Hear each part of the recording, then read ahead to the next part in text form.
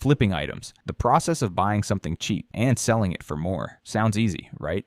Wrong. Just kidding. It's actually not that hard. As long as you follow my 6 steps, you'll be able to flip almost anything for profit. And by anything, I legit mean anything. From bikes to cars, shoes, even fishing rods. Literally anything you can find on a marketplace can make you money. So let's start with the first step. Compare. This step is incredibly simple, but it's also the most important one. Start by searching for a specific item on the marketplace. We'll use a mountain bike for this example. Let's say you find one you like. Don't buy it yet. Search for more listings of that exact same model. Your goal is to compare prices and figure out the average market value. Let's say most of them are selling for around $450. Now you know what the bike is actually worth, and that brings us to step 2, lowballing. This step is all about being strategic. You don't want to target listings that people clearly put a lot of effort into. Instead, look for listings with terrible pictures and bad descriptions. In most cases, those sellers just want to get rid of the bike as quickly as possible. Now just send them a simple message, something like, "I can do $300 cash today." There's a good chance they'll accept. When deciding on your offer, ask yourself one question. If I wanted this item gone today, what's the lowest price I'd accept? That's usually a good starting point. Just don't go too low. Otherwise, you'll make the seller mad, and you won't get anything. Repeat this process until someone accepts your offer. Now it's time for step 3,